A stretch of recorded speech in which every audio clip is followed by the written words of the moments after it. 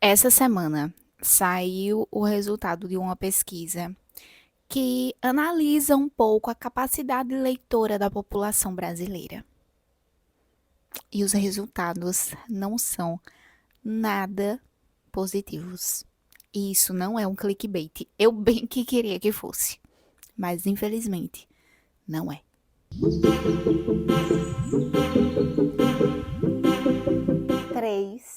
Três em cada 10 brasileiros não sabem interpretar uma frase simples. Esse dado é muito alarmante e ele foi constatado no indicador de alfabetismo funcional, que é uma pesquisa que foi divulgada no último dia 5, agora de maio, e traz uma série de dados e de informações que são pertinentes para a gente entender a capacidade leitora da população brasileira. E ao verificar esses dados,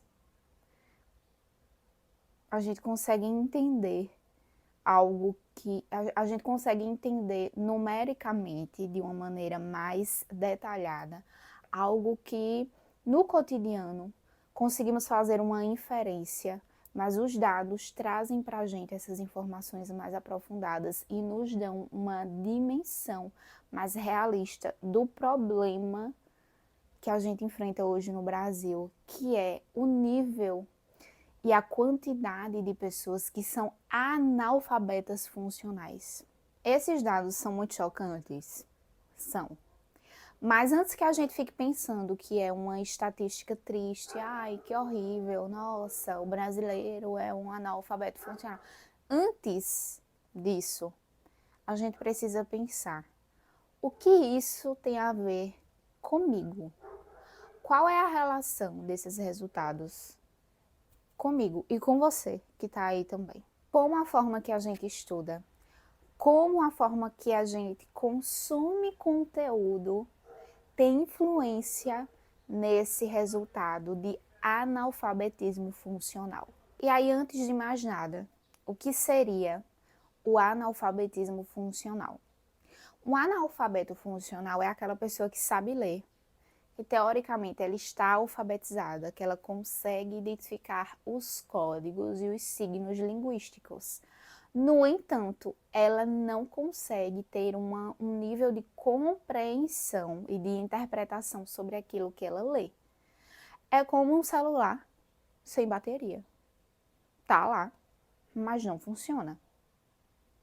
A pessoa consegue ler, mas ela não consegue acessar e ter níveis de interpretação para além da decodificação daquele signo. E saber ler, mas não conseguir usar a leitura para você ter autonomia na sua vida, é tão complicado quanto não saber ler. No cotidiano. E aí eu acho que é interessante a gente trazer alguns exemplos de como isso se manifesta no cotidiano, para que a gente compreenda o nível desse problema e para que a gente entenda também como isso se dá na prática. Porque muitas vezes a gente convive com pessoas que sabem ler e a gente acha que isso é tudo. Mas lembram que no último vídeo eu falei que informação não é formação. Você ter acesso à informação não é necessariamente você ter conhecimento. Isso se associa muito com a nossa conversa de hoje. Por quê? Você saber ler não significa dizer que você vai conseguir interpretar essas informações.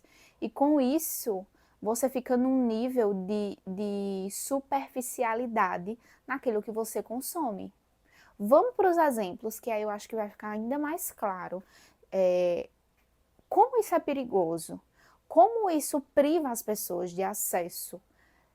E a gente vai ter uma dimensão maior de como isso se manifesta na prática, de como isso se manifesta no cotidiano. E aí muitas pessoas talvez nem saibam que se enquadrariam nesse número, nesse quantitativo de pessoas analfabetas funcionais, porque elas acreditam que leem e isso é tudo. Só que se a gente for fazer uma análise minuciosa, talvez essa pessoa que lê, essa pessoa que acha que está consumindo conteúdo, que acha que está tendo ali acesso a conhecimento, a conteúdos relevantes, é uma analfabeta funcional, porque ela não se dá conta de que o que ela está consumindo não é conhecimento e ela não tem essa condição de entender essa limitação. Ela acha que ela está consumindo, ela acha que ela está se apropriando das informações, ela acha que ela está fazendo leitura de mundo, mas ela não está. Isso é um ponto também, porque muitas pessoas não têm consciência de que são analfabetas funcionais. Isso é bem perigoso. Isso é prato cheio para essas pessoas caírem em fake news. Isso é prato cheio para essas pessoas serem massa de manobra. Isso é prato cheio para essas pessoas serem convencidas de discursos que vão ali apenas manipulá-la e fazê-la repetir discursos prontos, vazios. E aí o resultado disso a gente já sabe. A gente já tem visto muito dessas manifestações nos últimos anos. Sabe aquela pessoa que lê uma notícia, mas que não consegue entender efetivamente o que essa notícia está falando? Sabe aquela pessoa que vê uma informação na internet e compartilha, mesmo sem conseguir identificar se aquilo é verdade ou não? Sabe aquela pessoa que lê uma manchete, um clickbait, e não consegue identificar ou não consegue se aprofundar e entender se aquilo é um clickbait mesmo ou se é uma informação bem fundamentada? Isso são manifestações do analfabetismo funcional. Gente, quem trabalha com atendimento ao público, sabe aquelas situações que você envia a informação para a pessoa? Tá lá, mas a pessoa pergunta exatamente a mesma coisa depois? Tem aí um nível de desinteresse? Em alguns casos, sim. Tem aí um nível de comodismo de hoje a gente está acostumado na sociedade a termos as informações ultra mastigadas e a gente não querer parar para ler as instruções, por exemplo? Tem. Mas também isso desemboca em um nível de falta de compreensão do que está ali. Isso é analfabetismo funcional. E o analfabetismo funcional, ele vem e existe aí várias camadas. Existe a camada de falta de acesso à educação e de problemas na estrutura educacional, mas também existe a camada de até que ponto hoje nós estamos sendo influenciados pelo meio no que diz respeito ao consumo de informações que a gente tem. Até que ponto o consumo rápido, os conteúdos de 30 segundos, as chamadas sensacionalistas, as frases fora de contexto estão deixando a gente acomodados e sem querer consumir conteúdos aprofundados. São duas faces de uma mesma moeda? Será? Será que uma coisa influencia a outra? Será que isso tudo gera um ciclo?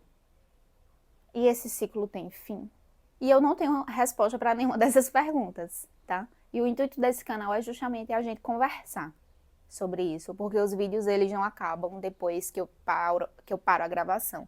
Eles continuam porque o intuito é que a gente aqui tenha um lugar seguro para falar sobre isso.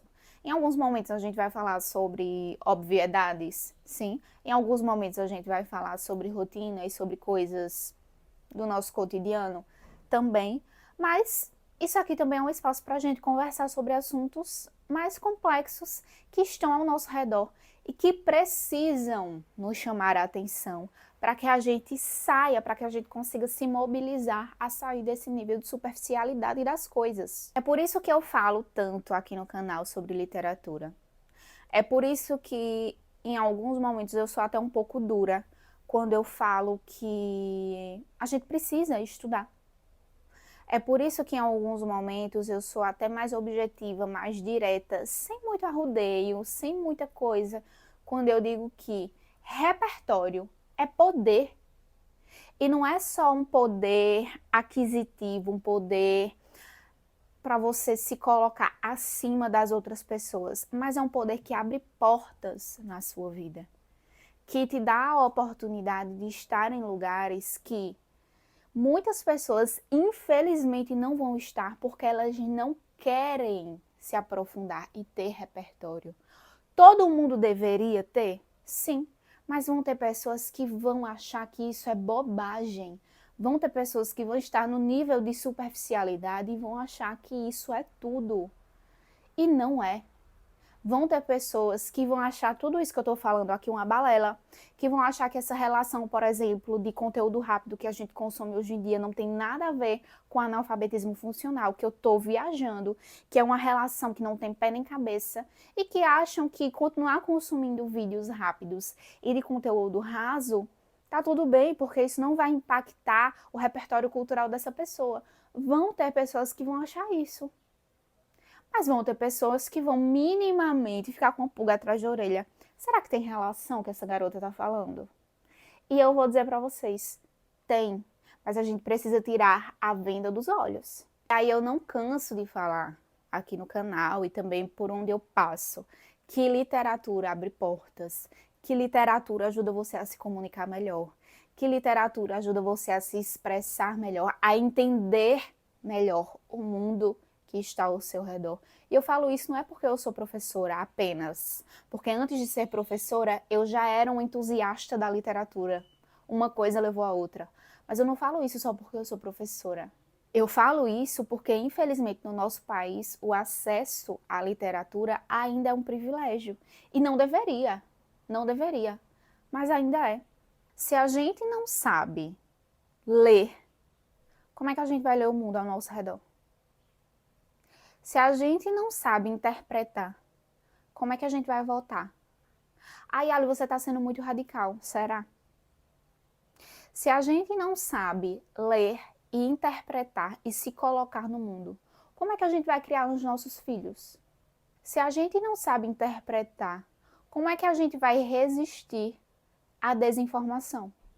Eu não sei vocês, mas eu não quero ir com a manada. Eu não quero consumir conteúdos prontos e mastigados. Eu quero pensar com a minha própria cabeça. Significa dizer que eu sempre vou ter todas as respostas? Não. E é exatamente sobre isso. É sobre pensar com a própria cabeça e entender que eu não tenho respostas. E talvez eu nunca tenha. Mas o exercício da reflexão é o que eu quero ter e exercer até o final da minha vida. Eu não quero aceitar as coisas tal qual elas se colocam na minha vida. Eu quero refletir sobre isso. E aceitar ou não após essa reflexão. E eu vou dizer uma coisa para vocês, e é algo polêmico. Essa realidade de analfabetismo funcional, ela pode mudar com a contribuição e a influência da escola? Sim. Mas a escola não é o único lugar, a única instituição e o único recurso modificador dessa realidade. A escola é um espaço primordial? Sim, mas não é o único. A escola é essencial nesse processo de mudança, mas não é uma garantia de mudança e não é uma garantia de modificador dessa realidade mesmo, não é. E sabe por quê? Embora a escola seja essencial, essa realidade ela só consegue mudar com exemplos. Essa realidade só consegue mudar com ação. E a escola sozinha não consegue fazer tudo isso. É muito importante a gente ter uma educação de qualidade, é muito importante a gente ter exemplos, é muito importante a gente ter políticas públicas que atuem nesse sentido, mas há também aí um lugar de mobilização pessoal. Há também, e aí eu não estou aqui dizendo naquele viés meritocrata, não. Mas é importante que a gente tenha o mínimo de reflexão crítica para consumir alguns conteúdos, para que a gente consiga se questionar sobre algumas coisas, sobre algumas informações que chegam até a gente, sobre o tipo de conteúdo que a gente consome nas redes sociais, sobre o tipo de pessoas que a gente segue e acompanha. Isso eu não sei até que ponto no coletivo a gente consegue mudar. tem alguns aspectos pessoais que você precisa se responsabilizar. Nesse sentido, existe um ponto de próprio esforço, digamos assim, para a gente pensar sobre o que a gente consome e para a gente sair desse lugar e começar a refletir talvez sobre o nosso próprio repertório cultural, sobre o nosso próprio repertório de mundo mesmo. E antes que alguém fale, ai, mas aí esse discurso é elitista. Ai, porque ler Clarice Lispector, ler Conceição Evaristo é muito elitista. Será mesmo? Ler é um direito. Isso para mim é indiscutível. Para mim é algo que já, ó, a gente já superou esse debate, se é ou se não é. Ler é um direito, literatura é um direito. Quantos grupos sociais foram marginalizados? Tiveram seu acesso à literatura negado, não puderam escolher e produzir literatura, não puderam escolher a literatura que iam consumir e também eram privados de produzir sua própria literatura. Gente, mulheres sequer tinham acesso à educação. Depois, pessoas negras não tinham acesso à escolarização, não podiam escrever e publicar seus próprios livros. Literatura indígena. Até hoje a gente tem ainda a necessidade de ampliar o conhecimento das pessoas sobre obras indígenas, porque poucas pessoas conhecem, poucas pessoas leem. Isso é fato. Houve aí uma segregação, houve um apagamento histórico, houve a falta de acesso desses grupos minoritários à literatura. E hoje, quando eu digo que a gente precisa se apropriar da literatura, não é num viés elitista, é num viés de isso já nos foi negado por tempo demais. A gente não pode perder mais tempo se colocando nesse lugar de não vou consumir literatura, isso não é para mim. A gente já foi privado tempo demais de acessar, de ler, de produzir. Hoje é quase que uma obrigação nossa estar nesses espaços. Ler literatura, prestigiar pessoas que escrevem literatura, ler as obras que são publicadas, quem sabe até escrever as nossas próprias obras. Isso é praticamente uma obrigação nossa. Se a gente olhar para trás, quanto tempo na história do mundo a gente passou sendo privados do acesso à literatura. E hoje a gente dizer que, não quero, mas eu acho isso tão elitista. Não. É exatamente por isso que a gente precisa se apropriar da literatura. Que a gente precisa ampliar nosso repertório, conhecer mais autores indígenas, ler mais autores e autoras negras, ler mais mulheres, ler escritores e obras LGBTQIAPN+. Porque isso fala sobre a nossa sobrevivência. Vocês acham que os homens héteros brancos e cis vão querer ler livros feitos por mulheres negras? Quem tem que ler somos nós. Nós temos que entrar e nos apropriarmos desses espaços. Enquanto a gente ficar nessa de, não gosto de ler, sem nem ter tentado. Acho isso de literatura uma bobagem. Isso de analfabetismo funcional é uma balela, isso que ela tá falando é uma viagem. Enquanto a gente ficar nesse lugar, o status quo não vai mudar. A gente vai continuar tendo uma população do jeitinho que eles gostam, sem repertório, sem discernimento, sem condições de refletir sobre a sua própria realidade, propagando obras de quem já está escrevendo e produzindo literatura há séculos, com o mesmo viés e com a mesma visão de mundo de sempre, e sem refletir. E se não há reflexão, não há mudança. Não adianta, e aí por isso que eu falo que tem um ponto de mobilização pessoal nesse discurso todo. Porque eu posso passar aqui 1h30 falando sobre a importância dos livros, sobre, enfim, o poder deles, sobre como ter repertório é importante. Mas se você não se mobilizar a partir de tudo isso que eu e que outras pessoas também falam, você vai escolher continuar na mesma. Mas se houve aí algum ciricutico no seu interior a partir disso, pense um pouco mais sobre, busque ler mais, procure literaturas que te engajem, que te motivem, que te acessem de alguma forma, porque esse é o primeiro passo.